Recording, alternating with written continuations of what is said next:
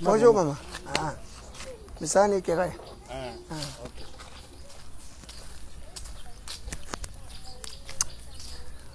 Bonjour très chers compatriotes gabonais. En vos rangs et qualités respectives. La Bible dit que si tu faiblis au jour de la détresse, ta force ne sera que détresse. Si tu faiblis au jour de la détresse, ta force ne sera que détresse. Que le faible dise qu'il est fort. Que le faible dise qu'il est fort. Car l'arc des puissants sera brisé. Apprenez à vous encourager. Apprenez à vous encourager. Vous savez, les gens ne vous encourageront jamais lorsque vous mènerez un certain nombre de batailles. Mais lorsque même ils seront concernés dans ces batailles, c'est en ce moment-là qu'ils apprécieront le courage, la bravoure, la force et la détermination de certains acteurs politiques étatiques. Vous êtes à l'émission Atmosphère, intervention chirurgicale, électorale et judiciaire, animée par le prince Adouma David Mberakouma, la voix des sans-voix, la cristallisation des aspirations légitimes du peuple souverain. Je suis la pierre qui avait été rejetée par les bâtisseurs, mais elle deviendra la principale langue, un rocher de scandale, une pierre d'achoppement. Vous savez, les amis, apprenez à respecter les activistes, ceux-là qui exposent leur vie, qui exposent leur temps, qui mettent en musique leur énergie, leur intelligence pour défendre les lâches, les peureux, les patrons, ceux-là qui ne sont pas capables de défendre leur propre intérêt, leur propre bien. Ils ne sont pas capables. Voilà, depuis que l'affaire du ministre Siphon a déclenché, il n'y a plus de défenseurs. Tous sont disparus. Curieusement, le ministre Siphon avait des directeurs de cabinet. Le ministre Siphon avait des conseils. Il avait des chargés d'études. Il avait des chefs de cabinet. Bonjour les gars. Il avait jusqu'aux chargés de mission. Tous sont disparus. Et ces gens-là écumaient le ministère du Tourisme, mangeant, buvant, festoyant. Et dès la première difficulté de leur patron, ils ont disparu. C'est moi le prince Adouma qui tente de le défendre. Parce que c'est notre rôle de défenseur des libertés. C'est notre rôle de défenseur des garanties constitutionnelles.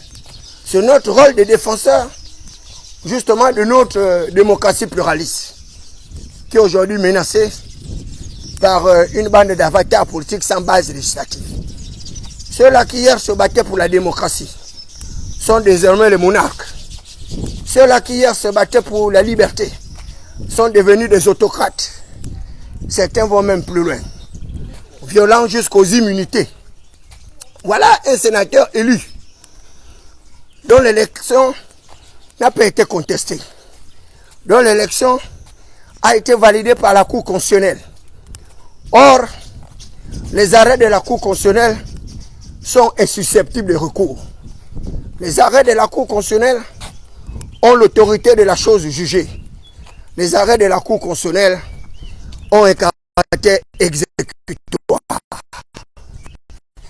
Et vous avez des petits militaires, des petits kunabilis, sans papier, sans niveau de qualification, ni expertise professionnelle.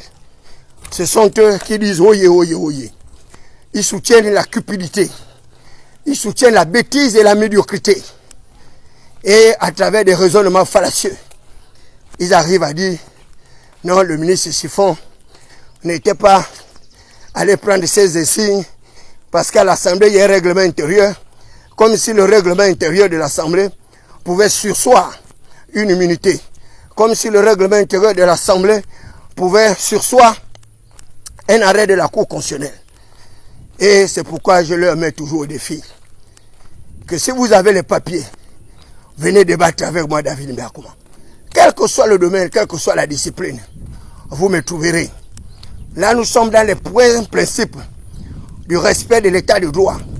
Nous sommes dans les principes du respect des valeurs constitutionnelles, les arrêts de la Cour constitutionnelle ne peuvent pas avoir un effet suspensif à cause du règlement intérieur de l'Assemblée nationale. Les droits du ministre Siphon ont été violentés par un régime politique autoritaire, à la limite dictatorial, impérialiste et partisan. Et moi, en ma qualité de défenseur des minorités marginales, les exclus de la croissance économique et sociale, je voudrais dire aux collaborateurs de Brice Côté Oligui Nguema que ces gens sont en train d'entraîner le chef de l'État vers des lendemains incertains. Parce que toutes ces violations des droits de l'homme, toutes ces violations des garanties constitutionnelles ne peuvent pas faire prospérer au cours d'un véritable procès dans un débat contradictoire juridique public. Ce n'est pas possible. Le ministre Siphon a des immunités en sa qualité de sénateur. Il a l'immunité pénale, il a l'immunité juridictionnelle. Donc il ne peut pas être interpellé, il ne peut pas être poursuivi, il ne peut même pas être entendu jusqu'à ce qu'on arrive à déchoir ses immunités. Les immunités sont des principes républicains et tirés justement de nos principes de souveraineté des États, le droit des peuples de disposer d'eux-mêmes. Les immunités sont le lien étroit entre une certaine collaboration du peuple avec ses représentants.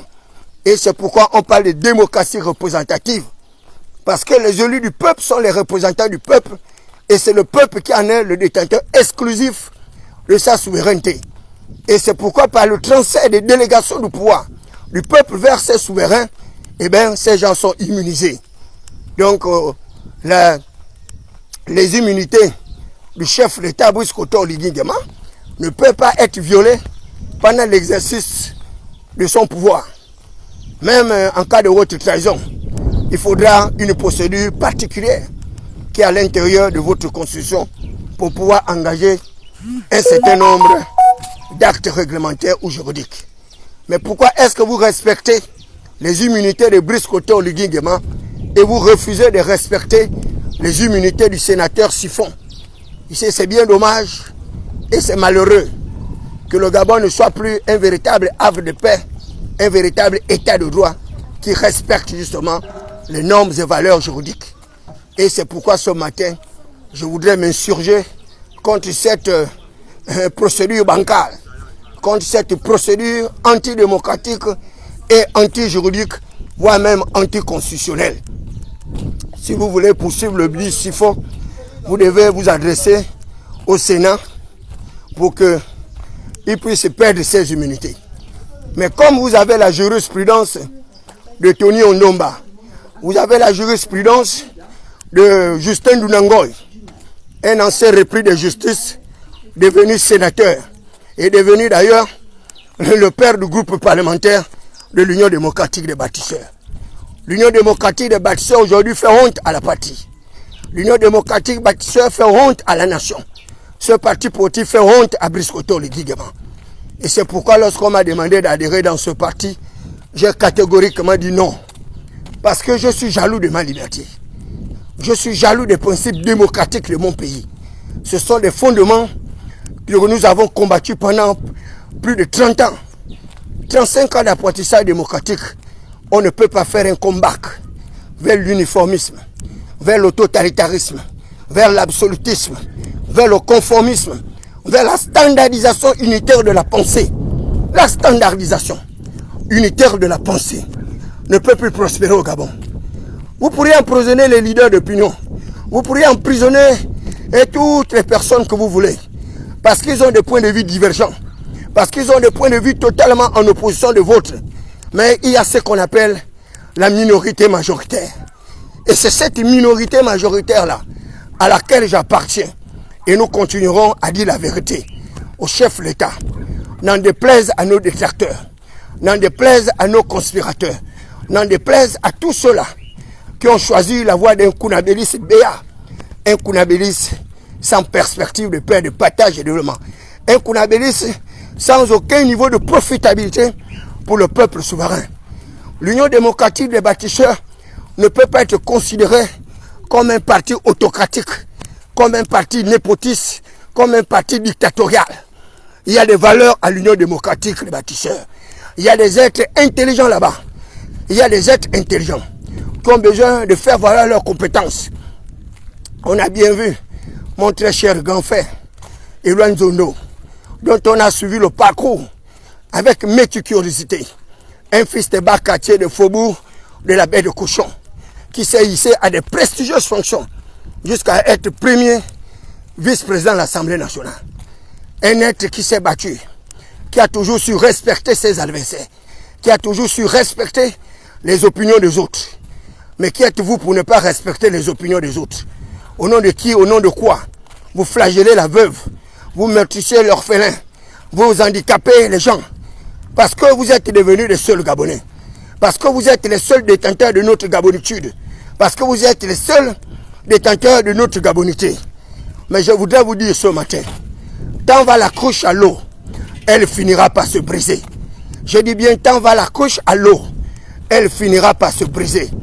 Aujourd'hui, vous êtes forts, vous êtes puissants, vous êtes des nantis.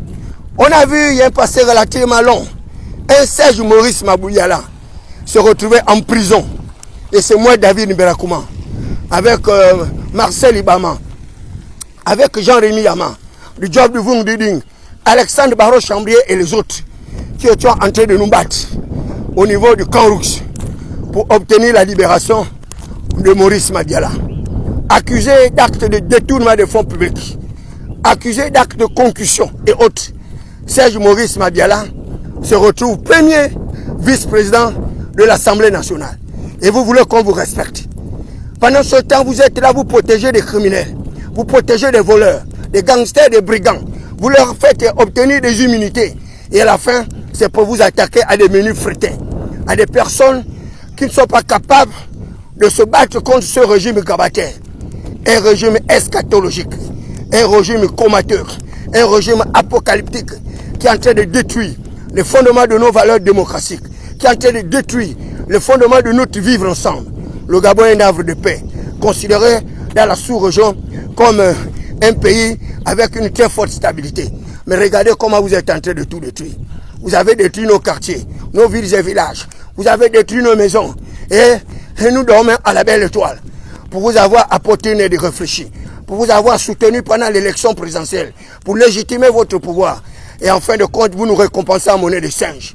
Nous dormons maintenant dehors avec les membres de nos familles. Nous dormons dans les stades avec les membres de nos familles.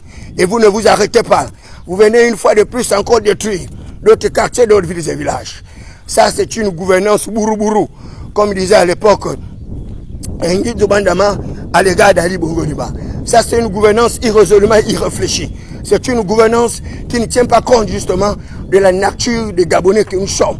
Le Gabon est un pays riche, à revenu intermédiaire de la tranche supérieure, considéré comme un scandale halieutique, un scandale fini, un scandale minier, un scandale financier, mais avec un peuple de plus en plus clochardisé, un peuple de plus en plus mécanisé, un peuple de plus en plus déshumanisé, un peuple de plus en plus pauvre. Et pendant ce temps, il y a une bourgeoisie qui s'installe. Pendant ce temps, il y a une gérontocratie qui prospère. Pendant ce temps, il y a une aristocratie également qui arrive à sortir du terroir. Et toutes ces personnes, tous ces groupes sociaux ont pour ennemis les fils des prolétaires que nous sommes, les fils des bas quartiers de Faubourg de Mapagne. Mais un jour, vous apprendrez ce que c'est que la révolution prolétarienne.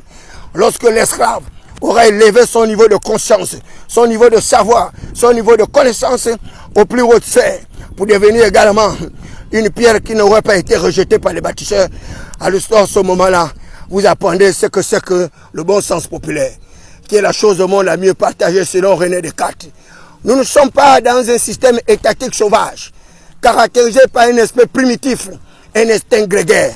Nous sommes dans un état civilisé. L'institution, l'État, qui est la forme la plus achevée du pouvoir. L'institution, l'État, et qui est la forme la plus achevée du pouvoir, caractérisée par trois éléments constitutifs. Le territoire, sur lequel s'exerce la puissance publique, 267 667 km². La population à laquelle nous appartenons tous, avec tous les clivages ethno-régionalistes, avec tous les clivages claniques et autres, avec toutes les diversités d'opinions. Et ensuite, vous avez les institutions représentées par le pouvoir exécutif, le pouvoir législatif et le pouvoir judiciaire.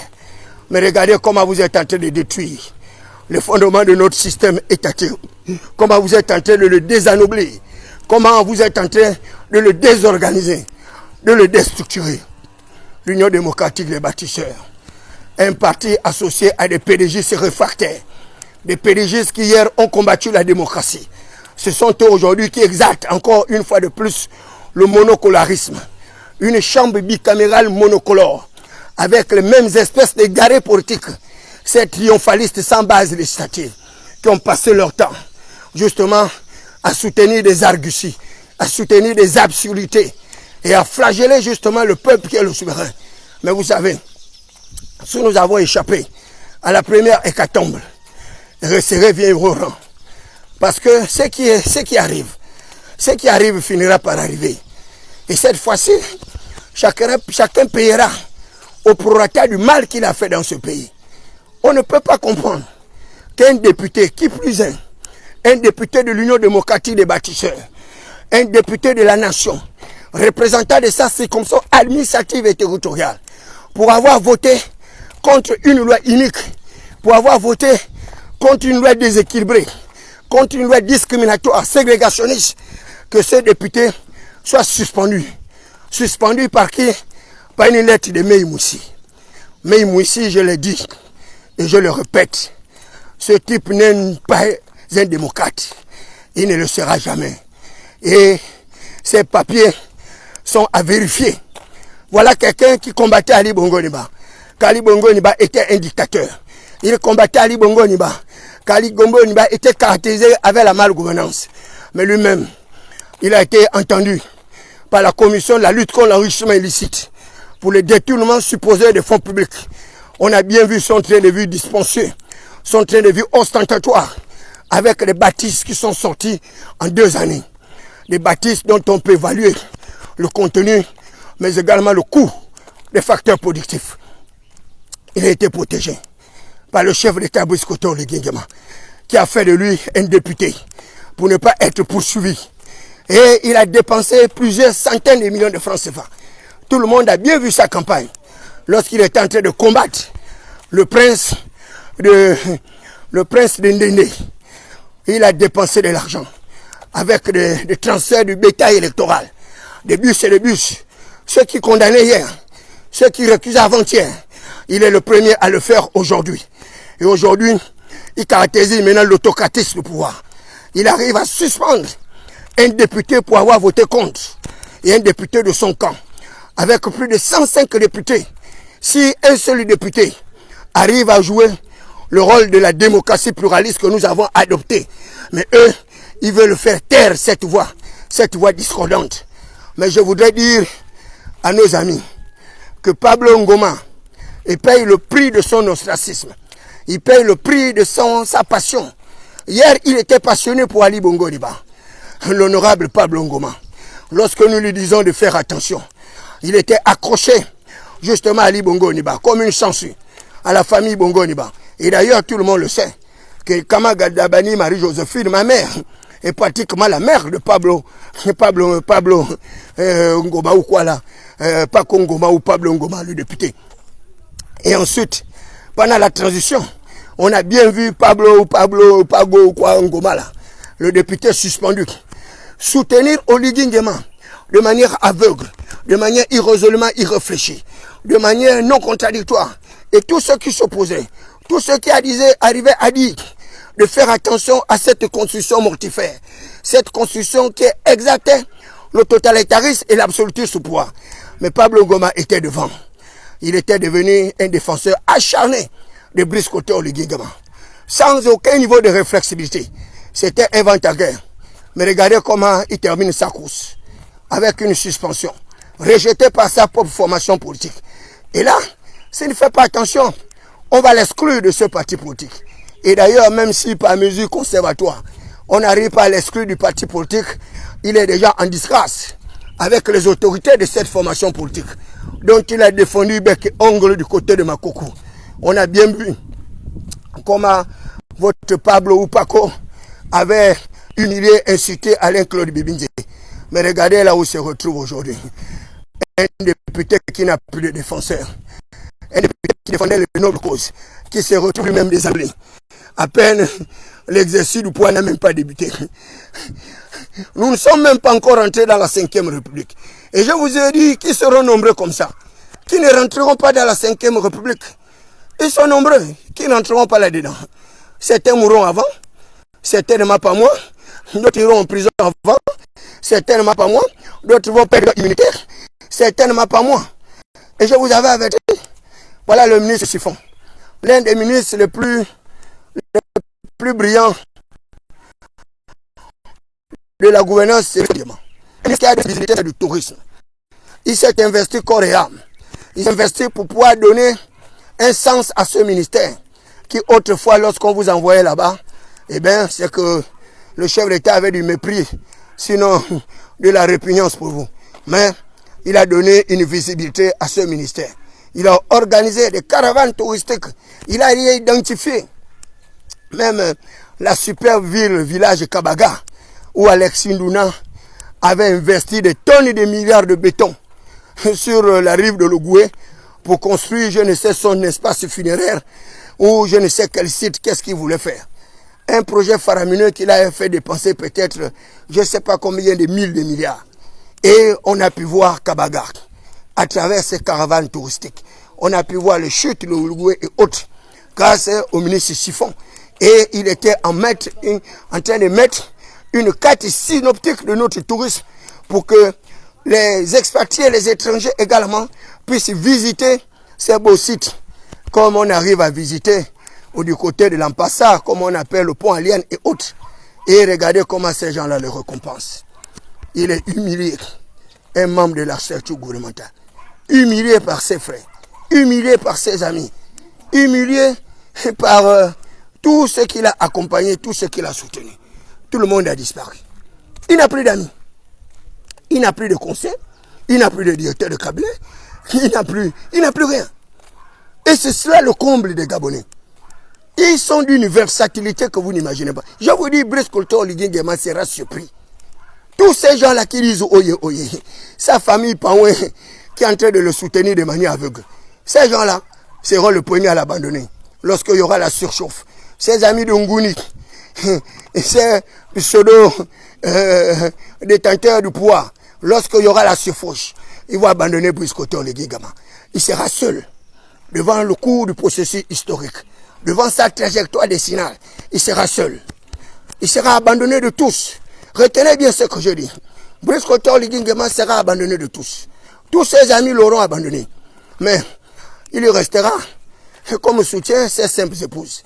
Et c'est pourquoi je voudrais, en ce jour particulièrement solennel, rendre un hommage mérité à Anouchka Oligui Nguema, qui vient de perdre sa maman. Je voudrais lui apporter tout mon soutien. Je voudrais lui apporter toute ma solidarité, tout mon confort. Non pas une solidarité pécuniaire, matérielle comme celle que j'ai hier. Parce que les gens ont les titres honorifiques et nominatifs. Donc ils vont chez la belle-mère du chef de l'État avec des gerbes de fleurs qui coûtent des milliards, avec des présents qui coûtent des milliards.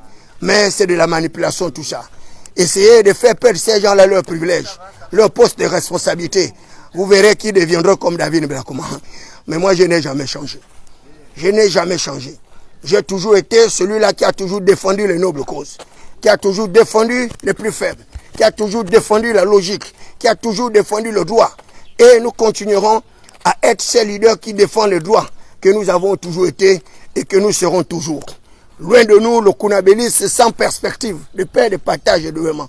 Loin de nous, le Kounabélisme de manière irraisonnablement irréfléchie qui arrive à détruire les fondements de notre humanité, le fondement de nos valeurs démocratiques. Brice Colton Oligui Nguema n'a pas besoin de ce spectacle affligeant. Il n'a pas besoin de ce spectacle ahurissant. Il n'a pas besoin de ce spectacle désobligeant où chaque jour, il arrive à perdre des électeurs.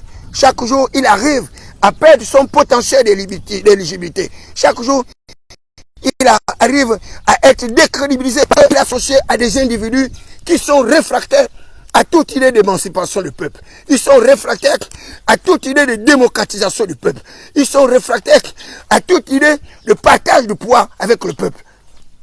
Mais ils se réjouissent Il est heureux d'être le nouveau Nanti aujourd'hui. Justin Dunango. Hier, on attirait son attention sur son arrogance lorsqu'il était à la GEF, sur son mépris lorsqu'il était à la GEF, sur sa capacité de ne pas infléchir la courbe lorsqu'on lui disait que la courbe était décroissante.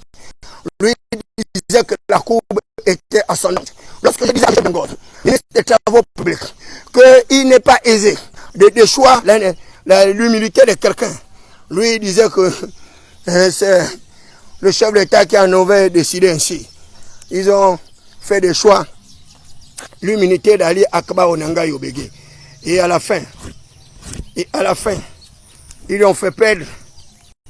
À la fin, ils lui ont fait perdre ses humilités. Et après avoir fait perdre mais que cela ne tienne de sens, j'ai été dit, après avoir attaqué les humilités d'Ali Akba Yobege, eh bien, qu'est-ce qu'ils ont obtenu comme résultat? C'est retrouvé en prison. Donc arrêtez de faire du mal aux gens. Je vous dis très chers amis, arrêtez de faire du mal aux gens. Ce n'est pas utile. Ce n'est pas utile ce qu'on fait. Arrêtez de faire du mal aux gens. La Bible dit que la pierre retourne vers celui qui la roule. La pierre retourne vers celui qui la roule. Celui qui renverse une muraille, ça mourit par le serpent.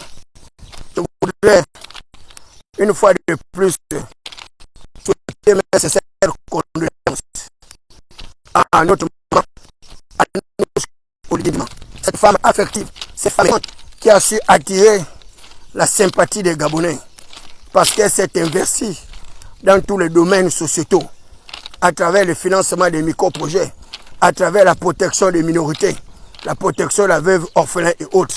Et aujourd'hui, elle devient orpheline de mère comme David Blakoma.